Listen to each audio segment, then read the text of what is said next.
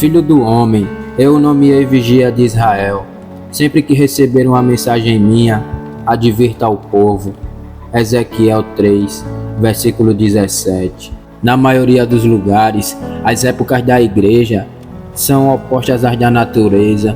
A nossa estação mais fria geralmente vem quando os nossos ouvintes estão ocupados nos campos ou descansando em seus retiros de verão.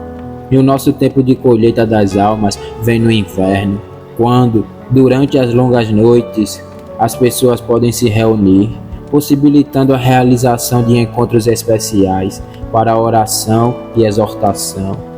Agora mesmo, quando a umidade do outono começa a baixar e os dias estão sensivelmente mais curtos, devemos observar os sinais dos tempos e começar a afiar nossas foices para uma colheita abundante. O tempo de os reis irem à batalha está chegando e nós precisamos convocar o anfitrião. A estação em que conseguimos reunir as pessoas com especial facilidade e, esperançosamente, trabalhar pela conversão é agora. Esta está à nossa porta e é bom cingirmos os nossos lombos para isso. Sinto-me profundamente ansioso, queridos amigos, pois cada vez que estas estações se aproximam, todos os cristãos devem estar completamente preparados para elas e devemos aproveitar ao máximo todas as oportunidades para usar, com todo o entusiasmo, todas as ocasiões de esperança, se, de alguma maneira, pudermos conduzir algumas pessoas à salvação. Agora é o nosso tempo de usar todos os nossos poderes para que sejamos um meio de conferir glória ao nosso Senhor Jesus Cristo e de exaltá-lo em corações conquistados pelo seu amor. Todos desejaríamos ter algum papel nessa obra graciosa. É claro que há e sempre haverá na igreja cristã os vigias especiais. Homens escolhidos são separados por Deus para alertar o povo. A única ocupação deles é apregoar em alta voz e não poupar, quer os homens ouçam, quer não. Sejamos gratos porque o Senhor nos dá esses homens e imploremos-lhes que Ele multiplique o número deles. Esperamos em oração ter os nossos Ezequiéis, a quem o Senhor dirá: Filho do homem, eu nomeei vigia de Israel. Ainda assim, amados, quando o acampamento está em perigo iminente, todo homem deve se tornar um vigia ou sentinela. E, embora as sentinelas especiais precisem manter seus postos, fazer suas rondas e dobrar a vigilância, agir como se tudo dependesse deles, todo o restante do exército também precisa montar guarda e ajudar a manter a vigilância dia e noite. Irmão, parece-me que, se o Senhor abriu seus olhos, você se tornou um profeta, e por ter se tornado um profeta e conseguir ver, também deverá se tornar uma sentinela e cuidar do bem da igreja do Senhor e da salvação de almas. Se este país fosse invadido, e Deus permita que nunca o seja, não poderíamos limitar sua defesa aos nossos soldados profissionais. Não, todo homem agarraria a arma que conseguisse alcançar e a usaria vigorosamente para precipitar o invasor por sobre os nossos penhascos brancos. Eu até me arriscaria a dizer que todas as mulheres fariam o mesmo e as matronas se tornariam amazonas. Preciosas são nossas moradas e lares, e nenhum de nós pediria para ser dispensado da defesa de nossa amada ilha. Mesmo assim, na obra de salvação de almas, todos os salvos anseiam por tomar parte. Podemos deixar os pecadores perecerem? Podemos permitir que nossos próprios parentes desçam ao abismo? Não. Não se as nossas orações, lágrimas e zelosos ensinamentos puderem resgatá-los. Em grandioso amor, Jesus Cristo morreu para salvar os pecadores e precisa ser honrado por seu glorioso ato de graça. Podemos suportar que seu nome seja arrastado na lama? Ele ainda será desprezado e rejeitado por corações humanos? Até mesmo os membros de nossa família recusarão a sua poderosa autoridade? Não se o nosso testemunho ajudar a honrá-lo, nem se a nossa súplica sincera puder conquistar para ele um trono em algum coração humano. Sentimos-nos felizes em pensar que as batalhas de Cristo não são do tipo que exige músculos e ossos fortes, nem necessitam de grande capacidade mental. Até mesmo o sentinela designado é estabelecido para apenas alertar as pessoas.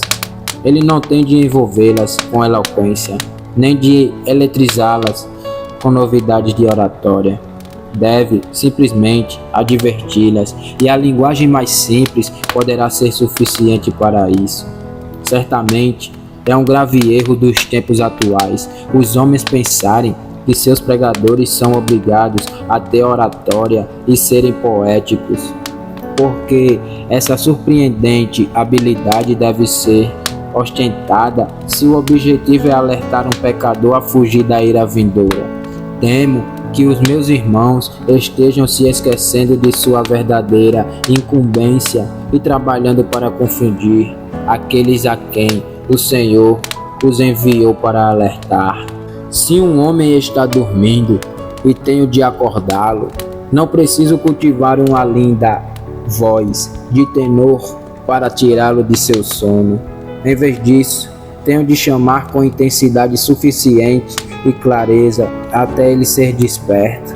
Fico feliz por vocês, cristãos, poderem fazer parte da obra do seu Senhor, visto que essa obra é alertar quem está à sua volta. Vocês nunca farão discursos sensacionais, e estou certo de que não precisam se arrepender dessa incapacidade. Porém, poderão entregar alertas de Deus aos homens, poderão alertar crianças, a começar por seus próprios filhos, poderão alertar seus próximos, poderão alertar as pessoas de sua própria classe e faixa etária, poderão alertar todos os que cruzarem o seu caminho, pois isso simplesmente exige falar do perigo e recomendar a maneira de escapar. Irmãos, com o mínimo de conhecimento e uma dicção balbuciante, podemos alertar as pessoas e o faremos. Dirijo-me a vocês nesta manhã, supondo que todos que são crentes em Cristo estão ansiosos por participar da necessária e diligente tarefa de advertir os homens, para que eles não sejam destruídos. Não posso esperar que seja assim. Parece-me que nada mais há pelo que seja digno viver. Não pode valer a pena permanecer nesta terra de tristeza e trabalho, se não for para glorificar a Deus. Nada além da realização dos seus propósitos de graça pode compensar nos exilarmos do céu. Nenhum objeto meramente terreno é digno de um espírito imortal. Se pudéssemos conquistar as Índias, o que é riqueza? Se pudéssemos obrigar a trombeta da fama a se ocupar das nossas façanhas, o que é honra? Nada há debaixo do sol para o que seja digno um homem levantar a mão, exceto a glória de Deus. E Deus é mais bem glorificado pela conversão dos homens. Vocês acreditam nisso, meus irmãos? Portanto, desejam participar, nem que seja apenas para levar uma pobre criança a Cristo. Consequentemente, falo a vocês com confiança, esperando que Deus abençoe as minhas palavras, para que iniciemos uma nova campanha bem estruturada para isso, e assim obter um sucesso maior que qualquer outro que conquistamos até agora. Quais são as qualificações para servir a Deus, alertando aos homens? Ezequiel as tinha. O que podemos aprender das palavras do Senhor a Ezequiel, pelas quais poderemos servir melhor ao nosso Senhor e atuar como atalaias para aqueles que nos rodeiam? Nesta manhã falarei sobre 3 coisas. Primeiro, o ouvido a ser disciplinado. Segundo, a língua a ser treinada. E, em terceiro, uma lição do texto a ser praticada. Que o Espírito Santo abençoe todo este conteúdo para nós. Primeiro, Se quisermos ser considerados realmente úteis e aproveitáveis para o nosso Senhor e Mestre, o ouvido deve ser disciplinado. Leiam o texto: Filho do homem, eu nomeei vigia de Israel. Sempre que receber uma mensagem minha, advirta ao povo. Para treinar a língua, vocês precisam começar pelo ouvido. Sabe-se bem que nenhum homem é apto para comandar se não aprendeu primeiramente a obedecer. Seguramente, nenhum homem é qualificado para ensinar se não teve, em primeiro lugar, prazer em aprender. Vocês devem ser discípulos e se sentar aos pés do Mestre antes que possam tornar-se apóstolos e saírem para falar em nome do Mestre. Para adquirir eloquência, precisamos treinar o ouvido e, especialmente, para alertar nossos semelhantes. Precisamos nós mesmos ouvir a voz que adverte. O texto diz: sempre que receber uma mensagem minha. O que isso significa? Em primeiro lugar, considero que, se quisermos ser úteis, nosso ouvido precisa ser disciplinado a ouvir somente a palavra de Deus. Precisamos receber o Evangelho como a própria palavra de Deus e avançar para proclamá-la como tal. Recentemente, tive com frequência o sentimento que explanarei.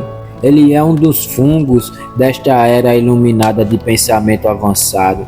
O chamado é cada dia maior por ensinar o que não apela à autoridade da Bíblia, e sim à decisão do coração e da consciência dos homens.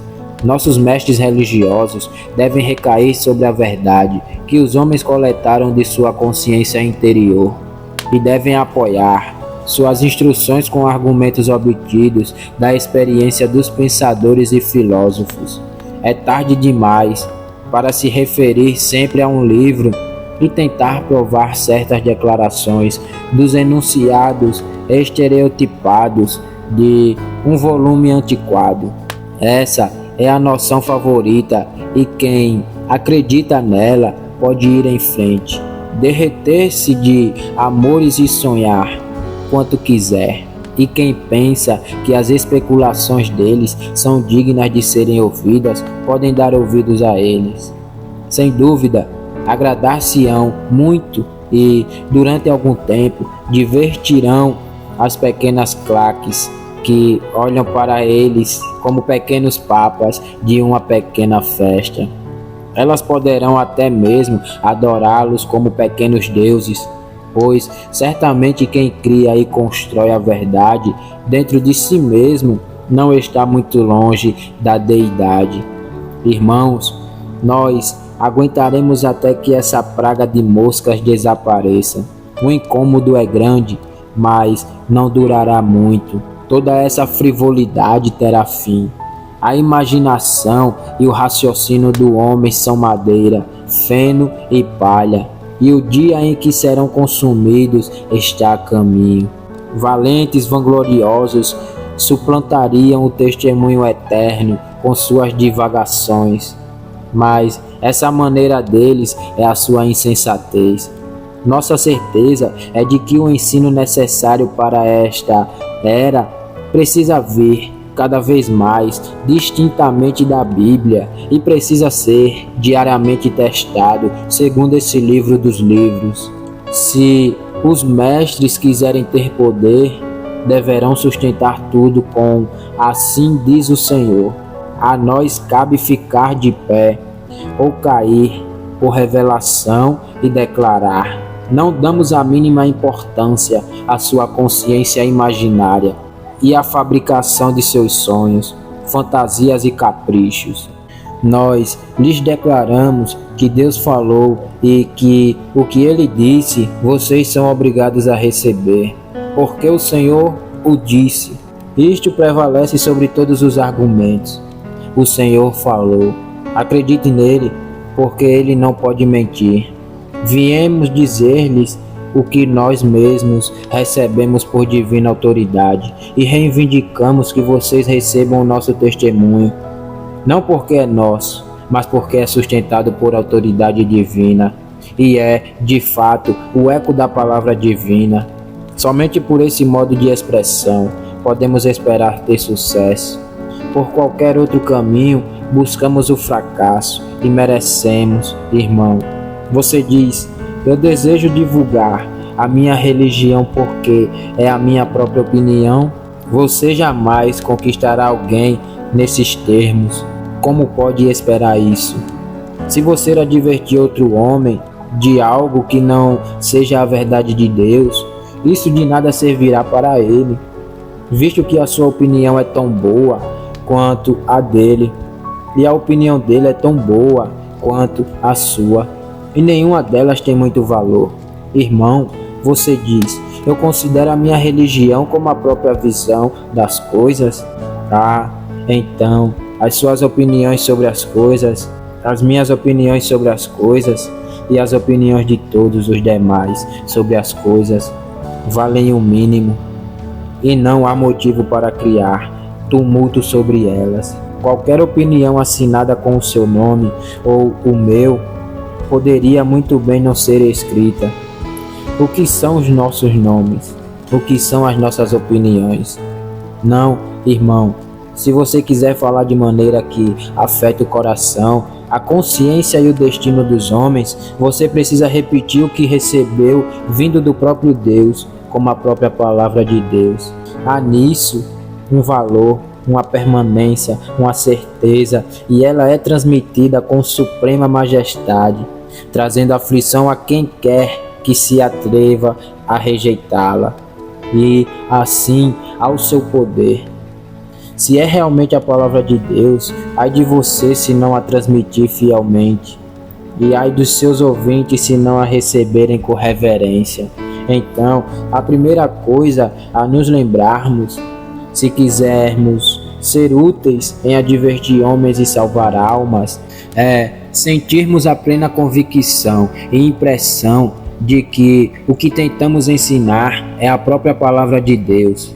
Sempre que receber uma mensagem minha, precisamos discernir que ela está revestida do manto imperial da autoridade divina. Nós a falaremos, não porque seja a doutrina autorizada pelo credo, nem porque é a doutrina da comunidade a qual pertencemos, mas porque é a verdadeira palavra do Deus vivo.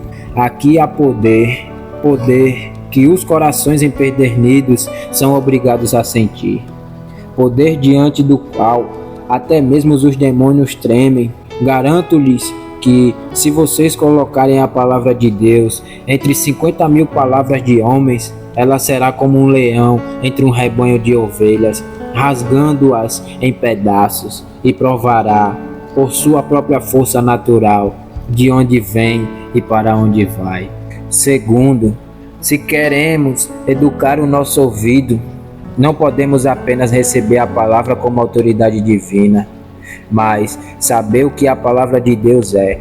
Amados, muitos dos que estão dispostos a começar a ganhar almas fariam melhor começando por aprender sobre Cristo. Vão ao mundo inteiro e anunciem as boas novas a todos. Foi dito a homens que já estavam há algum tempo com Jesus e haviam aprendido sobre ele. Para outros que viriam a ser chamados, foi providenciado que, após o batismo, eles deveriam ser ensinados para que no devido tempo também pudessem instruir as nações. Não gosto que um homem se torne tão aprendiz que nunca deseje falar e ensinar a outros, mas gosto igualmente pouco de um homem estar tão ansioso para ser um mestre, que corra antes de ser enviado e tente conduzir outros a um Salvador, de quem ele quase nada sabe. Encha-se, irmão, antes de pedir para ser derramado.